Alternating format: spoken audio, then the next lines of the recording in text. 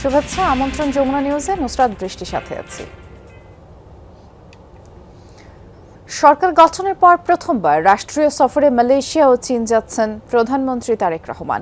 দুপুর 2:45টার দিকে বাংলাদেশ বিমানের ফ্লাইটে কুয়ালালামপুরের উদ্দেশ্যে ঢাকা ছেড়ে যান প্রধানমন্ত্রী। তিনি সন্ধ্যায় কুয়ালালামপুর পৌঁছাবেন। আগামীকাল দেশটির প্রধানমন্ত্রী আনোয়ার ইব্রাহিমের সাথে আনুষ্ঠানিক বৈঠক অনুষ্ঠিত হবে, যেখানে প্রাধান্য পাবে শ্রমবাজার, আসিয়ানের সদস্যপদ প্রাপ্তি ও মুক্ত বাণিজ্য চুক্তি। সই হতে পারে সংস্কৃতি বিনিময় সহ কয়েকটি চুক্তি। 23 জুন মালয়েশিয়া থেকে সরাসরি চীনের দালিয়ানে ওয়ার্ল্ড ইকোনমিক ফোরামের অনুষ্ঠানে যোগ দেবেন প্রধানমন্ত্রী। আর এ সময় বেশ কয়েকজন বিশ্ব নেতার সাথেও তার বৈঠক হতে পারে। 25 জুন চীনের প্রধানমন্ত্রীর সাথে দ্বিপাক্ষিক বৈঠক করবেন প্রধানমন্ত্রী তারেক রহমান। আর দ্বিপাক্ষিক এই সফরে 13টি সমঝোতা স্মারক ও 4টি চুক্তি সই হওয়ার কথা রয়েছে। 26 জুন রাতে দেশে ফিরবেন প্রধানমন্ত্রী তারেক রহমান।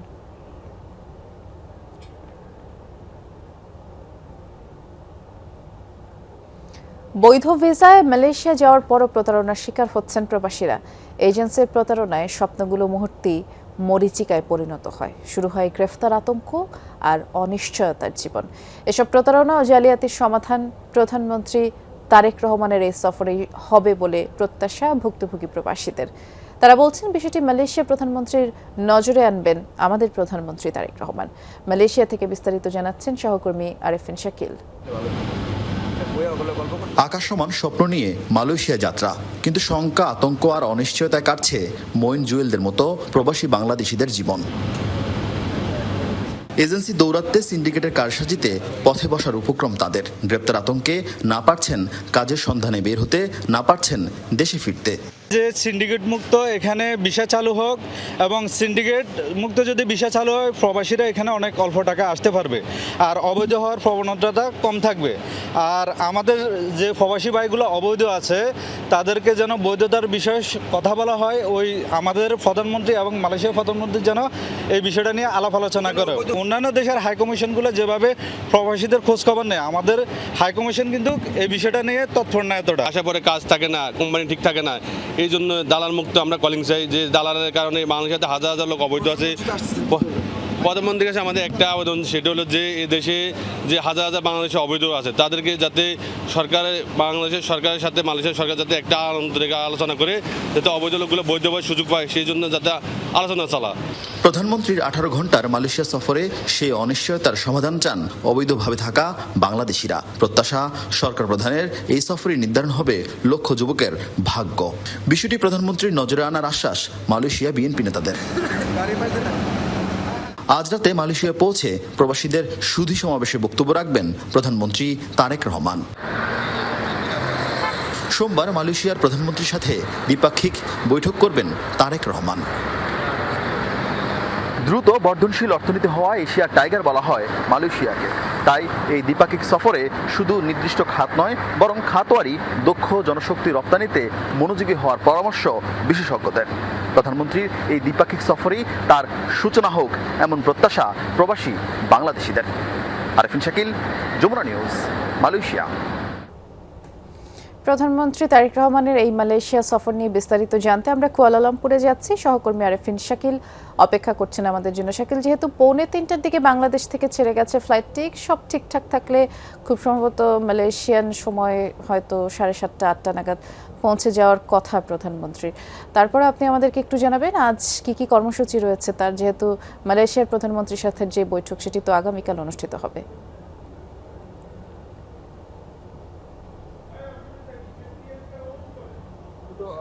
ধন্যবাদ। আজকে খুব একটা কর্মসূচি তার নেই, কারণ তিনি আসবেন বা এখানকার সময় 8:30 থেকে 9টা নাগাদ, এবং ফলে সেখানে শুধুমাত্র তিনি এসে বিশ্রাম নিয়ে তিনি একটি সুধী সমাবেশে বক্তব্য রাখবেন, যেটি মূলত প্রধানমন্ত্রী সফরে ছিলেন না। সরকারি যে সফর সেই তালিকাভুক্ত নয়। প্রধানমন্ত্রী 1 থেকে 1.5 ঘন্টা এখানকার যারা প্রবাসী বাংলাদেশি তাদের সঙ্গে মত বিনিময় করবেন, এবং আজকে দিনে কর্মসূচি মূলত এইটুকুই। এরপর আগামীকাল তিনি কুয়ালালামপুর থেকে মালয়েশিয়ার এখানকার পুত্র জায়া যাবেন, সেখানে মালয়েশিয়ার প্রধানমন্ত্রী আনোয়ার ইব্রাহিম এবং এখানকার রাজা তার সঙ্গে পৃথক দুটি সৌজন্য সাক্ষাৎ হবে, এবং ধারণা করা হচ্ছে মূলত প্রধানমন্ত্রীর সঙ্গে যে সাক্ষাৎটি হবে সেই সাক্ষাতেই দ্বিপাক্ষিক যে সংকট সে সমস্যা নিয়ে আলোচনা হবে, বিশেষ করে এখানকার ব্যবসা বাণিজ্য সম্প্রসারণে বাংলাদেশিদের আরও কীভাবে অন্তর্ভুক্ত করা যায় সেসব বিষয় নিয়ে আলোচনা হবে দক্ষ জনশক্তি রপ্তানিতে দীর্ঘদিন ধরে এখানে আসলে দক্ষ জনশক্তি রপ্তানি করা যাচ্ছে না বা পাচ্ছে না বাংলাদেশ সরকার, সেটি যেন তুলে নেওয়া হয়, সেই নিষেধাজ্ঞা সেই বিষয় নিয়ে আলোচনা হবে। 2024 সালের পর একেবারে বন্ধ রয়েছে, সেটি যেন তুলে দেওয়া হয়, আর সেই বিষয় নিয়ে আলোচনা হবে। সেই সঙ্গে শিক্ষার্থীরা, বড় একটি অংশ শিক্ষার্থীরা মালয়েশিয়ায় পড়াশোনা করেন, কিন্তু পড়াশোনা করার পর তারা এখানে কোনো ধরনের চাকরির সুবিধা পান না। বিশেষ করে ইউরোপে বা আমেরিকাতে শিক্ষার্থীরা যাওয়ার পর সেখানে পার্ট টাইম চাকরি যেই সুযোগ থাকে, সেখানে এই মালয়েশিয়াতে সেটি বাংলাদেশি শিক্ষার্থীরা ছাড়া অন্য দেশের শিক্ষার্থীরা সেই সুবিধা পেয়ে থাকেন, আর সেটি যেন পরিপূর্ণভাবে বাংলাদেশি শিক্ষার্থীরা পান, সেসব বিষয় নিয়ে প্রধানমন্ত্রীর বৈঠক আলোচনা হবে। এবং এছাড়া দুটি সমঝোতা স্বাক্ষর চুক্তি হওয়ার সম্ভাবনার কথা জানিয়েছেন পররাষ্ট্র সচিব। তার মধ্যে একটি সাংস্কৃতিক বিনিময়ের একটি চুক্তি এবং আরেকটি শিক্ষাখাত নিয়ে আরেকটি চুক্তি রয়েছে।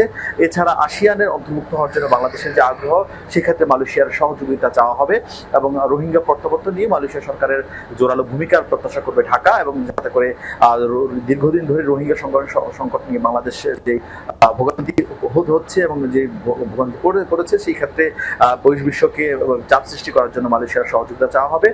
মূলত 18 ঘন্টা সফর আগামীকাল বিকাল নাগাদ তিনি চীনের উদ্দেশ্যে রওনা হবেন। চীনে বেশ অনেকগুলো চুক্তি স্বাক্ষর অনুষ্ঠান রয়েছে এবং সেখানে তিনি সেখানকার চীনের প্রধানমন্ত্রী এবং অন্যান্য গুরুত্বপূর্ণ ব্যক্তিদের সঙ্গে তিনি বৈঠক করবেন। সব মিলিয়ে আজকে তিনি আসবেন। আজকে খুব একটা কাল থেকে কর্মসূচি মূলত শুরু হবে। বিস্তারিত জানাচ্ছিলেন, ধন্যবাদ আরফিন।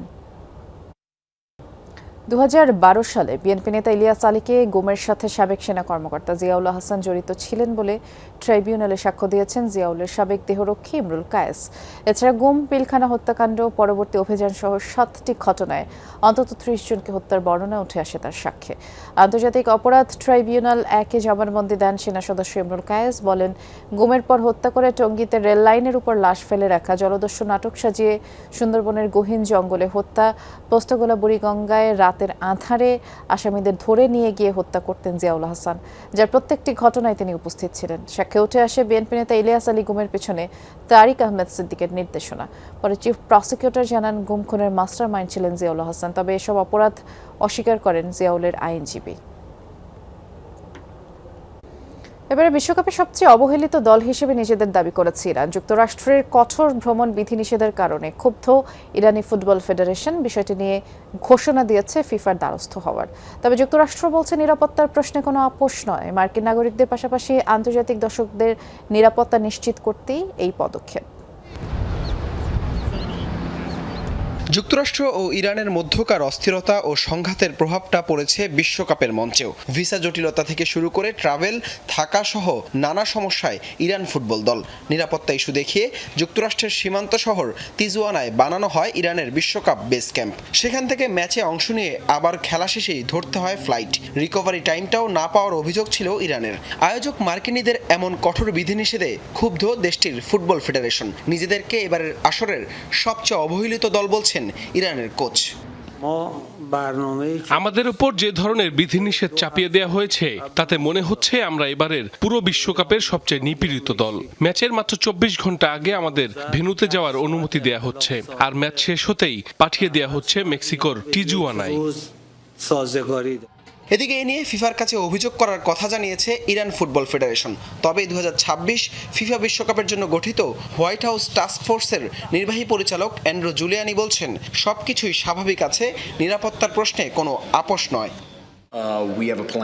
আমরা এই মুহূর্তে একটি নির্দিষ্ট পরিকল্পনা নিয়ে এগোচ্ছি। সব খেলোয়াড় এবং কোচ ভিসা পেয়েছেন। কিছু কর্মকর্তার ভিসা আটকেছে তাদের ব্যাপারে আপত্তিকর তথ্য থাকায়। আমাদের মূল লক্ষ্য আমেরিকার নাগরিকদের পাশাপাশি এখানে আসা সমস্ত আন্তর্জাতিক দর্শকদের নিরাপত্তা নিশ্চিত করা। তবে পরিস্থিতি পরিবর্তনশীল। বেলজিয়াম ম্যাচের পর সিয়াটলে মিশরের বিপক্ষে ম্যাচের ব্যবস্থা কি হবে তা নিয়ে আমরা আলোচনায় বসবো। আজ দিবাগত রাত 1টায় বেলজিয়ামের বিপক্ষে নিজেদের দ্বিতীয় ম্যাচে মাঠে নামবে ইরান। প্রথম ম্যাচে নিউজিল্যান্ডের বিপক্ষে 2-2 গোলে ড্র করে দেশটি। হাসান আল মারুফ, যমুনা স্পোর্টস। এবারের বাজেট পারফেক্ট না, তাই এখনও নানা দিক খতিয়ে দেখা হচ্ছে। রাজস্ব আদায় বিদেশি ঋণ নিয়ে চ্যালেঞ্জ সবচেয়ে বেশি বলে মন্তব্য অর্থমন্ত্রী আমির খসরু মাহমুদ চৌধুরীর। সকালে সিপিডির বাজেট সংলাপে যোগ দেন তিনি। এ সময় অর্থনীতিবিদরা দুর্নীতি রোধে সোচ্চার হবার আহ্বান জানান। অন্যদিকে ব্যবসায়ীদের দাবি, সরকার নতুন উদ্যোক্তাদের সামনে আনার কথা বললেও পুরনো অনেক শিল্প বন্ধ হয়ে যাচ্ছে। নতুন বাজেট প্রস্তাবে দর্শন মূলত অর্থনীতিকে স্থিতিশীল করা, মূল্যস্ফীতি, রাজস্ব ঘাটতি আর স্থবির বিনিয়োগ থেকে ঘুরে দাঁড়াতে আগ্রহ সবচেয়ে বেশি। সেজন্য অর্থ ব্যয়ের চেয়ে গুরুত্ব পাচ্ছে সংস্কার। বদলে গেছে অবকাঠামো ভিত্তিক উন্নয়ন ভাবনা, মেইন স্ট্রিমে আসছে পিছিয়ে থাকা অনেক পেশা। তাই বাজেট নিয়ে সবচেয়ে বড় প্রশ্ন, এত কিছু কি আদৌ করা সম্ভব? গবেষণা সংস্থা Centre for Policy Dialogue CPD বলছে কাজটা সহজ হবে না, কেননা সংস্কারের আলাদা রোডম্যাপ নেই। 1.5 বছরে 1 কোটি কর্মসংস্থানের সুযোগ তৈরির পরিকল্পনাও অস্পষ্ট। রাজস্বে ভ্যাটের চেয়ে প্রত্যক্ষ করে জোর দেয়া জরুরি। বিনিয়োগের হার বর্তমানে কিছুটা বাড়লেও কাঙ্ক্ষিত প্রবৃদ্ধি অর্জন করা বেশ কঠিন হতে পারে। যদিও উৎপাদনের দক্ষতা বা ক্যাপিটাল আউটপুট রেশিও কিছুটা উন্নত হয়েছে, তবে বেসরকারি খাতের বিনিয়োগের প্রধান চালিকা শক্তি অর্থাৎ ঋণের প্রবাহ বেশ উদ্বেগজনক। এ সময় গতানুগতিক বাজেট বাস্তবায়ন থেকে বেরিয়ে আসার তাগিদ দেন বক্তারা। বলেন, আমলাতন্ত্র না বদলালে কাজের গতি বাড়বে না। নতুন অনেক খাতের জন্য প্রণোদনা ঘোষণা করা হয়েছে। সৃষ্টিশীল অর্থনীতির জন্য আলাদা বরাদ্দ হতে দেখছি। আমরা কোনোটির বিপক্ষে নই, কিন্তু মাথায় রাখতে হবে সামনেই এলডিসি উত্তরণের চ্যালেঞ্জ। এর আগেই অনেক শিল্প টিকতে না পেরে বন্ধ হয়ে যাচ্ছে। Before presenting this budget, unnecessary offices, state-owned enterprises 122টা মনে আছে, only 37 are in a way functioning, 22 are non-functioning. আমরা এনবিআর এর উপর এত চাপ দিচ্ছি বা রেভিনিউ জেনারেট করার জন্য। হোয়াট অ্যাবাউট এনবিআর এর বাইরে থেকে কর এড়িয়ে রাখা? দেশীয় ব্যাংকগুলোর কাছ থেকে সরকার এত বিপুল পরিমাণে ঋণ গ্রহণ করে, তো প্রাইভেট সেক্টর সেখানে বিনিয়োগ করার মতো ব্যাংকগুলোর কাছে আর অতিরিক্ত অর্থটা থাকবে না। তো সেক্ষেত্রে দেখা যাবে যে প্রাইভেট সেক্টরে যদি বিনিয়োগ না হয়, তো কর্মসংস্থানের একটা ঘাটতি তৈরি হবে। জবাবে অর্থমন্ত্রী বলেন, রাজস্ব নীতিতে আগামীতে আমলারা থাকবেন না, যে কোনো পণ্য রপ্তানিতে মিলবে বন্ড সুবিধা।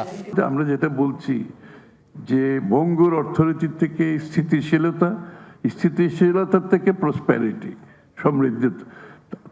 আমি আশা করছি থার্ড ইয়ারে গিয়ে economy will turn around and economy on the 4th-5th year will take off for prosperity, সমৃদ্ধির দিকে যাবে। অর্থমন্ত্রী জানান, শুধু বিদ্যুৎ খাতেই আগের সরকার দায় রেখে গেছে 50,000 কোটি টাকা। তৌহিদ হোসেন, যমুনা নিউজ, ঢাকা। 23 তারিখ আওয়ামী লীগের প্রতিষ্ঠা বার্ষিকী ঘিরে কেউ আইন শৃঙ্খলা বিঘ্ন ঘটানোর চেষ্টা করলে তা কঠোর হাতে ব্যবস্থা নেওয়ার হুঁশিয়ারি দিয়েছে র্যাব 2।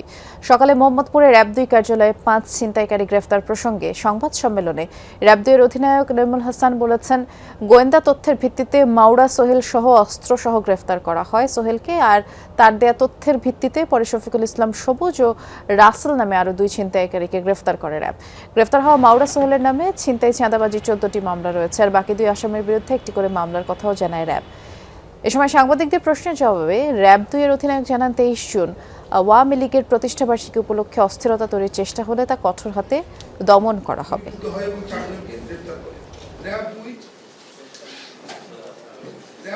গত 17/6/2026 তারিখ বহুল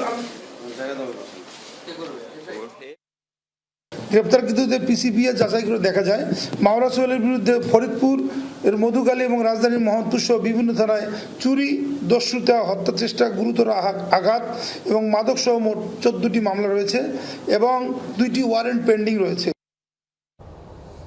আওয়ামী লীগ এখনও এমন কোনো শক্তিশালী অবস্থানে নেই যে প্রতিষ্ঠা বার্ষিকীকে কেন্দ্র করে বড় ধরনের বিশৃঙ্খলা সৃষ্টি করতে পারবে। তবে নিষিদ্ধ সংগঠনগুলোর জনসম্মুখে আসার প্রবণতা থাকায় এ বিষয়ে সবাইকে সতর্ক থাকার কথা জানিয়েছেন শিক্ষাবিদ ও রাজনৈতিক বিশ্লেষক অধ্যাপক ডক্টর মাহবুবুল্লাহ। দুপুরে এফটিসিতে সহিংসতা বৃদ্ধিতে সোশ্যাল মিডিয়ায় অপব্যবহার নিয়ে ছায়া সংসদে তিনি বলেছেন, সামাজিক যোগাযোগ মাধ্যমে বাংলাদেশ বিরোধী অপপ্রচার চালানো হচ্ছে, যা মোকাবেলায় আইনের শাসন প্রতিষ্ঠা, সামাজিক শৃঙ্খলা বজায় রাখা এবং জনসচেতনতা বৃদ্ধির বিকল্প নেই। এ সময় ডিবেট ফর ডেমোক্রেসির চেয়ারম্যান হাসান আহমেদ চৌধুরী কিরণ বলেন, সামাজিক যোগাযোগ মাধ্যমের অপব্যবহার স্বাভাবিক জীবনযাত্রার জন্য হুমকি হয়ে উঠছে। মিথ্যা, গুজব ও বানোয়াট তথ্যের অপতৎপরতা রোধে সচেতন প্রচারকারীদের বিরুদ্ধে সম্মিলিতভাবে কাজ করার আহ্বান তিনি জানিয়েছেন। আমাদেরকে সাবধান থাকতে হবে, সচেতন থাকতে হবে, যাতে এই ধরনের কোনো উস্কানি, কোনো অপ্রীতিকর অবস্থার সৃষ্টি না করে। মানে আওয়ামী লীগের এখনো সেই ধরনের শক্তি হয় নাই যে তারা একটা বড় ধরনের গোলযোগ সৃষ্টি করতে পারবে। যে বা যারা সামাজিক যোগাযোগ মাধ্যমে নিষিদ্ধ ঘোষিত যে রাজনৈতিক দলটি, যাদের কার্যক্রম নিষিদ্ধ রয়েছে, সেই দলটি যাতে কোনো রকম ভাবে সামাজিক যোগাযোগ মাধ্যমের অপব্যবহারের মাধ্যমে বাংলাদেশের গণতান্ত্রিক এই সরকারকে কোনোভাবে বিপদগ্রস্ত করতে না পারে। গাজীপুর মহানগরে কার্যক্রম নিষিদ্ধ আওয়ামী যুবলীগের একটি বিক্ষোভ মিছিল থেকে পুলিশকে লক্ষ্য করে হুমকি দেওয়ার অভিযোগ উঠেছে। সকালে গাজীপুরের বাইপাস বাসন এলাকায় মিছিল বের করে যুবলীগ। মিছিলের ভিডিওতে এক ব্যক্তিকে পুলিশকে লক্ষ্য করে হুমকি দিতে দেখা যায়। ভিডিওটি ছড়িয়ে পড়ার পর বিষয়টি নিয়ে বিভিন্ন মহলে প্রতিক্রিয়া দেখা দিয়েছে। পুলিশ জানায়, কার্যক্রম নিষিদ্ধ আওয়ামী লীগের প্রতিষ্ঠাবার্ষিকী উপলক্ষে এবং দলটির উপর আরোপিত নিষেধাজ্ঞা প্রত্যাহারের দাবিতে মিছিল থেকে এই বক্তব্য দেওয়া হয়। তবে ভিডিওতে বক্তব্য দেওয়া ব্যক্তির পরিচয় তাৎক্ষণিকভাবে নিশ্চিত হওয়া যায়নি। পুলিশ জানিয়েছে, ঘটনার সাথে জড়িতদের বিরুদ্ধে আইন অনুযায়ী ব্যবস্থা নেওয়া হবে।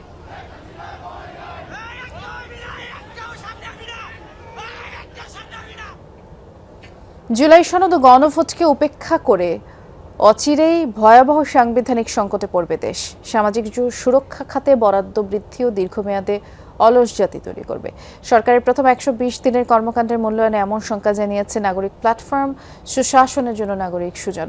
সম্পাদক বদিউল আলম মজুমদার বলেছেন, প্রধানমন্ত্রীর প্রতিশ্রুত পরিকল্পনা জনগণের সামনে প্রকাশের সময় এসেছে।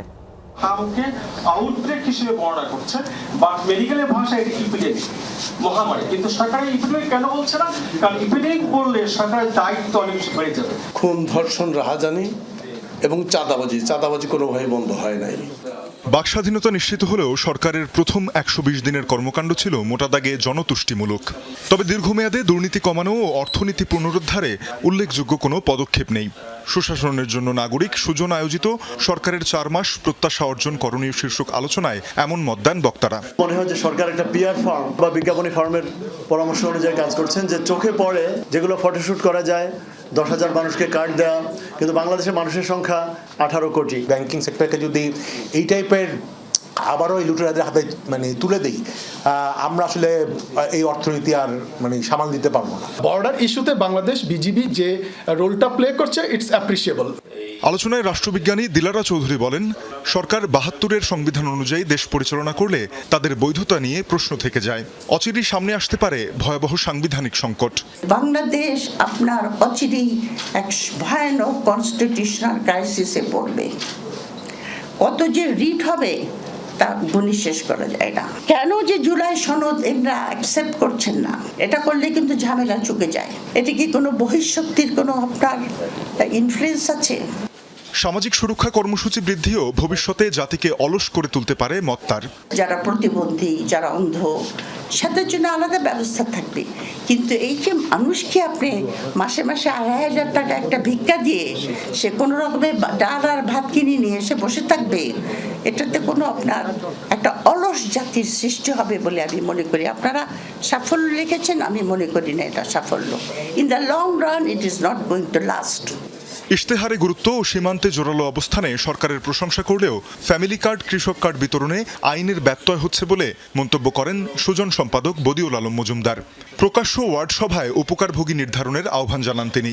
যে সকল স্কিম আছে যেগুলো জনগণকে দেওয়া হবে, এগুলো এই প্রকাশ্য মিটিংয়ে ওয়ার্ড সভা মানে জনগণকে নিয়ে সভা 2 বার করার কথা ইউনিয়ন পরিষদে, ওই ওয়ার্ড সভায় ওই উপকারভোগী বেনিফিশিয়ারি নির্ধারিত হওয়ার কথা। স্বচ্ছতা যদি এটাতে চর্চা করা হয়, তাহলে কিন্তু দুর্নীতি, ওই যে বিভিন্ন রকমের যে টোল কালেকশন, ওটা বন্ধ করা যেত। বদিউল আলম বলেন, জুলাই হত্যাকাণ্ডের বিচার কার্যক্রম স্থবির হয়ে আছে। দুর্নীতি প্রতিরোধে প্রধানমন্ত্রীর পরিকল্পনা জনসম্মুখে তুলে ধরার তাগিদ দেন তিনি। মাননীয় প্রধানমন্ত্রী যে পরিকল্পনার কথা বলছেন, আমার দাবি হলো আমরা সেই পরিকল্পনাটা দেখতে চাই। তানজিম শাফিন, যমুনা নিউজ, ঢাকা। সিলেটের আলোচিত জেলা প্রশাসক ও জেলা ম্যাজিস্ট্রেট সরওয়ার আলমকে প্রত্যাহার করা হয়েছে। আজ দুপুরে জনপ্রশাসন মন্ত্রণালয়ের সিনিয়র সহকারী সচিব জিয়াতিপ্রু স্বাক্ষরিত এক আদেশে তাকে প্রত্যাহার করা হয় এবং আদেশে তাকে জনপ্রশাসন মন্ত্রণালয়ের উপসচিব হিসেবে সংযুক্ত করা হয়েছে। সম্প্রতি সিলেট শাহজালাল রহমতুল্লাহি আলাইহি ও শাহপরান রহমতুল্লাহ আলাইহির মাজারের আর্থিক স্বচ্ছতা নিয়ে উদ্যোগ নেয় তাকে নিয়ে আলোচনা সমালোচনা শুরু হয়। এর আগে গত বছর সিলেটের সাদা পাথর লুটের ঘটনার পরই তাকে জেলা প্রশাসক হিসেবে সিলেটে নিয়োগ দেওয়া হয়। উজারের ঢলে তিস্তার পানি বেড়ে রংপুরের ৩ উপজেলার চর ও নিম্নাঞ্চল প্লাবিত হতে শুরু করেছে। এর পাশাপাশি গঙ্গাচড়ায় মহিপুরে তিস্তা সেতুর রক্ষা বাঁধে ভাঙন দেখা দিয়েছে। এরই মধ্যে বাঁধের অন্তত ৫০ মিটার অংশ বিলীন হয়েছে। গত বছর এই বাঁধটির প্রায় ১০০ ফুট নদীতে বিলীন হয়ে যায়। সে সময় জিও ব্যাগ ফেলার দাবি জানায় স্থানীয়রা, তবে উল্টো উজানে বাঁশের পাইলিং করে এলজিইডি। স্থানীয়দের দাবি ভুল পদক্ষেপের কারণে এবারও পানি বৃদ্ধির সাথে ভাঙন শুরু হয়েছে। এতে সেতু ও রংপুর কাকিনা আঞ্চলিক সড়ক হুমকির মুখে পড়ার শঙ্কায় রয়েছেন তারা। ঘটনাস্থল পরিদর্শন করে ইউএনও জানিয়েছে এ বিষয়ে পদক্ষেপ নিতে এলজিইডিকে জানানো হয়েছে। এদিকে উজানের ঢলে তিস্তার পানি বেড়ে কাউনিয়া, পীরগাছা, গঙ্গাচড়া নিম্নাঞ্চল প্লাবিত হতে শুরু করেছে। বাড়িঘরে পানি ঢুকছে।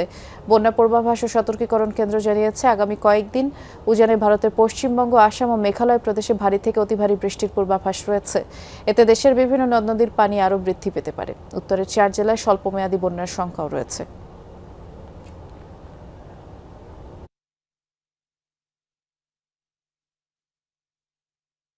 বাল যে এই তিস্তা নদীর ভাঙন রক্ষা করতে পারে, এটা একটা কোনো কথা হয়? এটা একটা কোনো যুক্তি? এটা ভাঙি যাচ্ছে, এটার কোনো কেউ দায়ভার নিচ্ছে না। একপোলা গ্রাম আছে, এখানে মানুষজন আমরা আছি। দ্রুত ব্যবস্থা না নেয় তাহলে ব্রিজ ধ্বংস হয়ে যাবে, এই কোটি কোটি টাকার সম্পদ নষ্ট হয়ে যাবে। এদিকে বৃষ্টি ও পাহাড়ের ঢলে সুরমা ও খাসিয়ামারা নদীর পানি বেড়ে সুনামগঞ্জ সদর ও দোয়ারাবাজার উপজেলার কিছু এলাকা প্লাবিত হয়েছে। দোয়ারাবাজারে খাসিয়ামারা নদীর পানি উপচে আজবপুর এলাকার গ্রামীণ সড়ক তলিয়েছে। ভেসে গেছে পুকুরের মাছ, তলিয়ে গেছে সবজির ক্ষেত। সদর উপজেলায় সুরমা নদীর পানিতে প্লাবিত হয়েছে মঙ্গলকাটা বাজার, পানি ঢুকেছে দোকানপাটেও। এদিকে আনোয়ারপুরে সুনামগঞ্জ তাহিরপুর সড়কের উপর দিয়ে ঢলের পানি বইছে, ঝুঁকি নিয়ে যানবাহন চলাচল করছে। পানি উন্নয়ন বোর্ড জানিয়েছে আরও কয়েকদিন বৃষ্টি অব্যাহত থাকলেও বড় ধরনের বন্যার শঙ্কা নেই, তবে কোথাও কোথাও নদীর পানি বিপদসীমা অতিক্রম করে নিম্নাঞ্চল প্লাবিত হতে পারে। এদিকে সিলেটের কোম্পানিগঞ্জে পাহাড়ি ঢলে ভেসে গেছে সাদা পাথর পর্যটন কেন্দ্রের দোকানপাট। উপজেলা প্রশাসন জানিয়েছে ঝুঁকি বিবেচনায় সাময়িকভাবে বন্ধ ঘোষণা করা হচ্ছে পর্যটন কেন্দ্রটি এবং নিরাপদে সরিয়ে নেওয়া হয়েছে পর্যটকদের। প্রবল স্রোত কমে আসলে আবারও পর্যটন কেন্দ্রটি ভ্রমণ পিপাসুদের জন্য খুলে দেওয়া হবে বলে প্রশাসন জানিয়েছে। আমরা একটু দেখে আসতে চাই সুনামগঞ্জের কি অবস্থা। সহকর্মী সোহানুর রহমান সোহান অপেক্ষা করছেন আমাদের জন্য। সোহান, যেমনটি জানলাম যে সুনামগঞ্জ সদর এবং উপজেলার বেশ কিছু এলাকা ইতোমধ্যেই প্লাবিত হয়েছে। পানি এখনো বৃদ্ধি পাচ্ছে কিনা একটু জানাবেন। এখান থেকে দেখে তো মনে হচ্ছে যে পানি বৃদ্ধির যে ধারা সেটি অব্যাহত রয়েছে।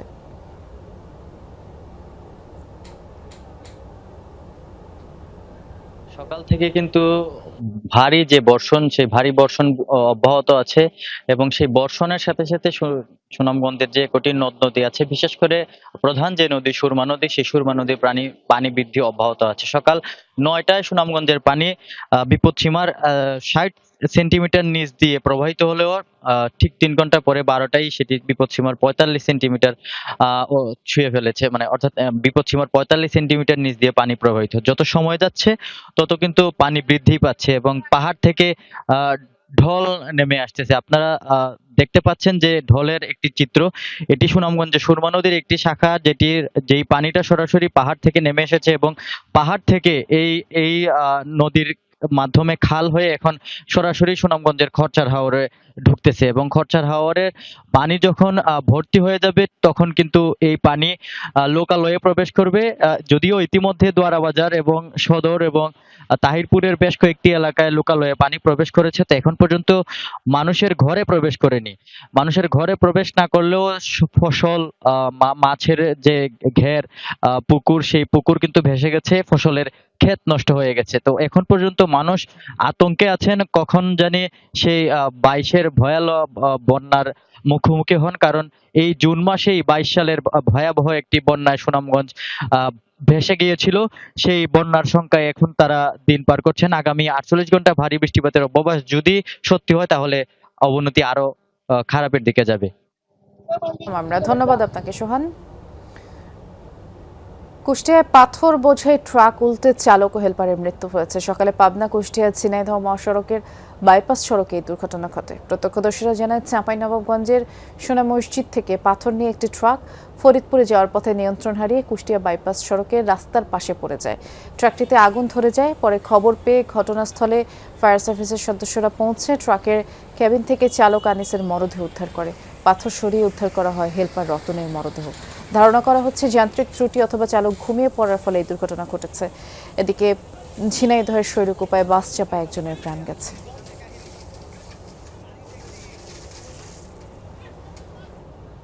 এই ছিল আমার কাছে